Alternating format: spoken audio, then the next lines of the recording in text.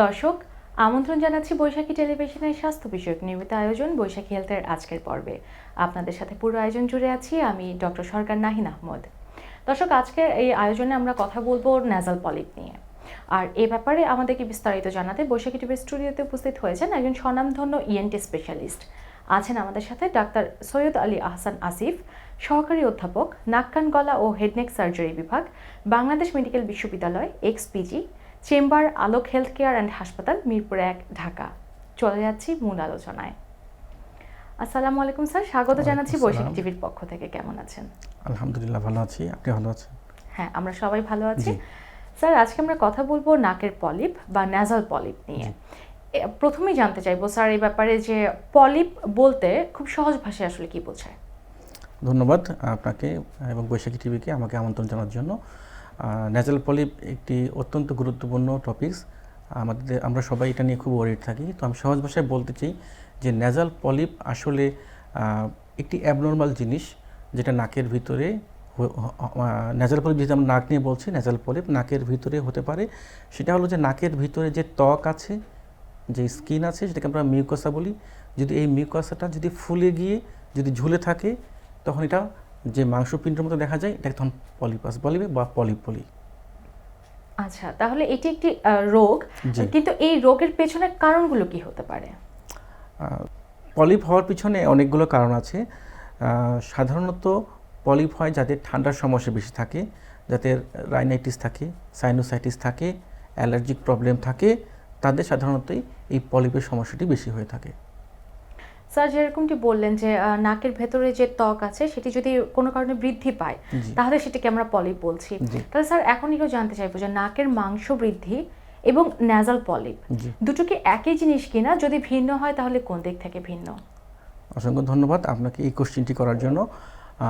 নাকের মাংস আমরা যদি স্বাভাবিকভাবে একটা বাচ্চা জন্মগ্রহণ করার পর থেকে একজন বয়স্ক মানুষ পর্যন্ত প্রত্যেকটা মানুষের আমরা যদি নাক দেখি, লাইট দিয়ে যদি নাক দেখি, তাহলে দেখবো যে নাকের মধ্যে দুটো মাংসপিণ্ড আছে একটি একটি করে। এটা স্বাভাবিক একটা জিনিস, আমাদের আঙ্গুলের মতোই স্বাভাবিক একটা জিনিস আমাদের নাকের মধ্যে থাকে। এটাকে নাকের টার্বিনেট অথবা নাকের আঙ্গুল বলা হয়। আচ্ছা, এটি স্বাভাবিক জিনিস। আর পলিপ হলো একটি টিউমার এবং অস্বাভাবিক একটি গ্রোথ, অস্বাভাবিক একটা বৃদ্ধি নাকের ত্বকের, নাকের ভিতরে যে মিউকোসা আছে তার। আচ্ছা আচ্ছা। তাহলে এই যে ন্যাজাল পলিপ নিয়ে আমরা কথা বলছি, এটি সাধারণত শোনা যায় যে বাচ্চাদেরই বেশি হচ্ছে। আপনাদের কাছে কি শুধু বাচ্চারাই আসে নাকি প্রাপ্তবয়স্কদের ভেতরেও এটি দেখা যায়? ন্যাজাল পলিপ নিয়ে সব বয়সের রোগীরাই আমাদের কাছে আসে, তবে বাচ্চাদেরকে তাদের বাবা মারা নিয়ে আসে, বলে যে আমার বাচ্চা নাকে পলিপ হয়েছে। আসলে বাবা মারা বেশি ওয়ারিড থাকে, কনসার্ন থাকে তাদের বাচ্চাদেরকে নিয়ে।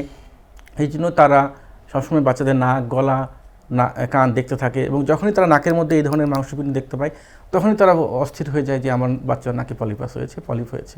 তখন তারা দ্রুত দ্রুত আমাদের কাছে নিয়ে আসে, আমার বাচ্চার পলিপ হয়েছে। আসলে ব্যাপারটা এরকম না, সবারই পলিপ কারোর জন্যই, শুধু বাচ্চা বা প্রাপ্তবয়স্ক সেরকম না, সবারই হতে পারে। তবে বাবা মারা যেহেতু ওয়ারিড থাকে, সেই জন্য সবাই বলে যে বাচ্চাদের পলিপটা বেশি হয়েছে।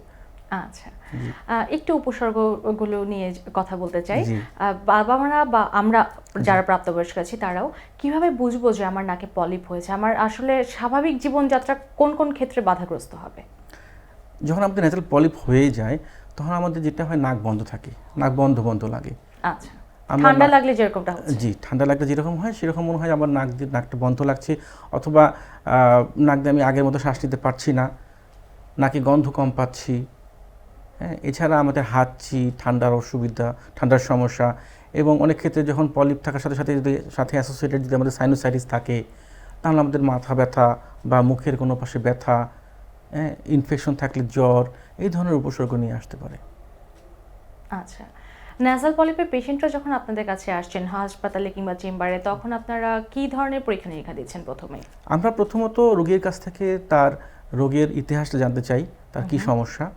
দ্বিতীয়ত আমরা তাকে কিছু পরীক্ষা নিরীক্ষা করি, আমরা তার নাক পরীক্ষা করি, নাক দেখি, গলা দেখি, কান দেখি। এরপরে আমরা কিছু ইনস্ট্রুমেন্ট ইউজ করি, যেমন আমরা নাকে এন্ডোস্কোপি করতে পারি খুব সহজে আমাদের চেম্বারে। এই এন্ডোস্কোপির মাধ্যমে আমরা সহজেই ডায়াগনোসিস করতে পারি যে এটা কি পলিপ নাকি এটা নাকের মাংস বৃদ্ধি। এছাড়াও যখন আমরা দেখতে পাই যে নাকের পলিপ, এছাড়াও আমাদের আরও উন্নত পরীক্ষা নিরীক্ষা, যেমন সিটি স্ক্যান, এমআরআই, এবং প্রয়োজনে অনেক সময় আমাদেরকে নাকের পলিপ থেকে বায়োপসি নিতে হয়। আচ্ছা, এরপরে চিকিৎসা ব্যবস্থা কেমন হচ্ছে? আপনারা কিভাবে ম্যানেজ করছেন এই ধরনের পলিপ? আমরা যখন আমরা পরীক্ষা নিরীক্ষার মাধ্যমে যখন আমরা নিশ্চিত হতে পারি যে এটা কী ধরনের পলিপ, এটা কি আমাদের সাধারণত যে ঠান্ডা কাশি থেকে সেই পলিপ নাকি আমাদের অন্য কোনো জটিল রোগ, তো সেই অনুযায়ী আমরা তাদেরকে চিকিৎসা করে থাকি। যদি দেখি যে তার অ্যালার্জিজনিত কারণে ঠান্ডার কারণে পলিপ হয়েছে, তাহলে সেক্ষেত্রে বেশিরভাগ ক্ষেত্রে মেডিকেল ট্রিটমেন্টেই ভালো হয়ে যায়। আমরা ঠান্ডার ওষুধ, প্রয়োজনে অ্যান্টিবায়োটিক, প্রয়োজনে নাকের স্প্রে, স্টেরয়েড এগুলো দিলে বেশিরভাগ ক্ষেত্রেই রোগীরা ভালো হয়ে যায়। যাদের অ্যালার্জি থাকে তাদের একটু দীর্ঘমেয়াদী চিকিৎসা লাগে। আমরা বলি যে আপনার অ্যালার্জি যাদের থাকে তাদের সারা জীবন ওষুধ খাওয়া লাগতে পারে, যেমন প্রেশার ডায়াবেটিস ওষুধ খাওয়া লাগে। আর এছাড়া যদি পলিপ যদি অন্য কোনো কারণ থাকে, সেক্ষেত্রে অনেক সময় আমাদের সার্জারি করতে হয়। সার্জারি করে আমাদেরকে সেটি বায়োপসি করতে হবে, পরীক্ষা করে দেখতে হয় যে এটি কারণ কেন হচ্ছে। আচ্ছা, তাহলে পলিপ মানেই সার্জারি, ব্যাপারটা ঠিক এরকম না? আচ্ছা, পলিপ মানেই তো হচ্ছে এক ধরনের গ্রোথ, যেটাকে আমরা অনেকেই হয়তো বা টিউমার ভেবেও ভুল করে থাকতে পারি। তাহলে আমাদের ভেতরে একটা ভয় কাজ করে যে পলিপটাই হয়তো বা টিউমার, সেখান থেকে সেটা ক্যান্সারে পরিণত হবে কিনা। এ ব্যাপারে আপনার মতামত একটু জানতে চাই। ধন্যবাদ আপনাকে। আসলে পলিপ অনেক ধরনের হতে পারে। আমরা বলি কিছু বিনাইন পলিপ, হ্যাঁ, যেখানে ক্যান্সারের কোনো লক্ষণ নেই।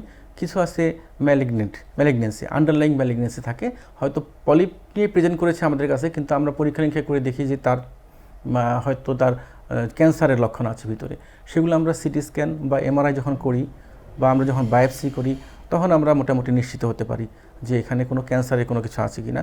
তবে সাধারণত বয়স্ক মানুষ তাদের এই ক্যান্সার ঝুঁকিটা বেশি থাকে।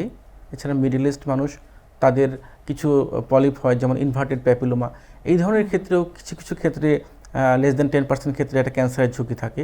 এই জন্য যখনই পলিপ নিয়ে কোনো সমস্যা হবে, অবশ্যই আপনারা নিকটস্থ নাক-কান-গলা বিশেষজ্ঞ ডাক্তারের কাছে পরামর্শ নেবেন। আচ্ছা, আনট্রিটেড অবস্থায় আমি পলিপ হলো কিন্তু অবহেলা করা হচ্ছে, ডাক্তারের কাছে যাওয়া হচ্ছে না, সেই ক্ষেত্রে সেই রোগীটির পরবর্তী জটিলতা কেমন হতে পারে? আনট্রিটেড পলিপ যদি থাকে, সেক্ষেত্রে পলিপটি বড় হয়ে যেতে পারে আস্তে আস্তে। এমন হতে পারে সেটি নাক দিয়ে বের হয়ে আসছে, গলা দিয়ে বের হয়ে আসছে। আমি এই পাশে যে পাশে পলিপ হচ্ছে সেই পাশে আমি গন্ধ পাচ্ছি না, শ্বাস নিতে পারছি না। আমার সেই পাশে সাইনাসগুলো আছে, সেই সাইনাসগুলো ব্লক হয়ে যাচ্ছে, সেখানে আমার সাইনোসাইটিস ডেভেলপ করছে। এছাড়া অনেক সময় ইনফেক্টেড হয়ে যায় পলিপ, সেক্ষেত্রে আমার ব্লিডিং হওয়ার চান্স থাকতে পারে। এই ধরনের জটিলতা হতে পারে। আচ্ছা স্যার, আপনার কাছে শেষ প্রশ্ন যে পলিপ থেকে যদি রক্তক্ষরণ হয়, সেক্ষেত্রে এটি কি কোনো ভয়ের বা বিপদের কোনো সংকেত কিনা? আসলে আমরা যখনই নাক দিয়ে রক্তক্ষরণ হয়, তখনই আমরা একটু আমরা একটু প্যানিক হয়ে যাই, ভয় পেয়ে যাই যে কেন। সাধারণত যেই পলিপ থেকে ব্লিডিং হয়, সেগুলো নিয়ে আমরা একটু ওয়ারিড থাকি এবং সেক্ষেত্রে আমাদের দ্রুত চিকিৎসা করা উচিত। কারণ সেক্ষেত্রে আমার নর্মাল পলিপ না হয়ে সেটি কোনো খারাপ পলিপ, বিশেষ করে ক্যান্সার বা অন্য কোনো পলিপের দিকে পলিপ কিনা সেটা হয়তো হতে পারে। সেই জন্য আমাদেরকে দ্রুত ডাক্তারের কাছে যাওয়া উচিত, নাক-কান-গলা বিশেষজ্ঞের কাছে যাওয়া উচিত। আচ্ছা, পলিপ একবার চিকিৎসা করা হলো, পরিপূর্ণভাবে নিরাময়ও হয়ে গেল, এরপরে আবার ফিরে আসছে, এই ব্যাপারটি নিয়ে দর্শকদের ভেতর অনেক সময় ডিসস্যাটিসফ্যাকশন কাজ করে। সেক্ষেত্রে স্যার আপনার কি বলার আছে? জি, ধন্যবাদ। হ্যাঁ, এটা আপনি ঠিক বলেছেন যে পলিপ একবার অপারেশন করে ফেললে বা ট্রিটমেন্ট করে ফেললে আবার পলিপ হতে পারে। কারণ পলিপ হওয়ার পিছনে যে কারণগুলো আছে, যেমন অ্যালার্জি কন্ট্রোল যদি আমরা না করতে পারি, আমরা যদি ঠান্ডা কন্ট্রোল করতে না পারি, আমরা যদি সাইনোসাইটিস কন্ট্রোল করতে না পারি, তাহলে কিন্তু পলিপ আবার ফেরত আসতে পারে। এছাড়া কিছু কিছু টিউমার আছে যেগুলো পলিপের মতো, যেমন ইনভার্টেড প্যাপিলোমা অথবা ক্যান্সার, এগুলা অপারেশন করে ফেলার পরেও আবার হওয়ার সম্ভাবনা থাকতে পারে। এই জন্য আমরা এই ধরনের রোগীকে অবশ্যই সবসময় বলে থাকি যে আপনারা নিয়মিত ফলো আপ করবেন। ফলো আপের মাধ্যমে আমরা পলিপ হচ্ছে না এটা এনশিওর করতে পারি। আচ্ছা, ধন্যবাদ স্যার এত সুন্দর আলোচনার জন্য। ধন্যবাদ। দর্শক, এতক্ষণ আপনারা দেখছিলেন বৈশাখী হেলথ। আমরা জানলাম নাকের পলিপের সমস্যা নিয়ে এবং এর চিকিৎসা কেমন হতে পারে সেই সম্পর্কে আমরা বিস্তারিতভাবে জানলাম। আগামী পর্ব দেখার আমন্ত্রণ জানিয়ে আপনাদের সবার সুস্বাস্থ্য কামনা করে আজকের মতো বিদায় নিচ্ছি আমি ডক্টর নাহিন। সুস্থ থাকুন, ভালো থাকুন, বৈশাখী টেলিভিশনের সাথেই থাকুন।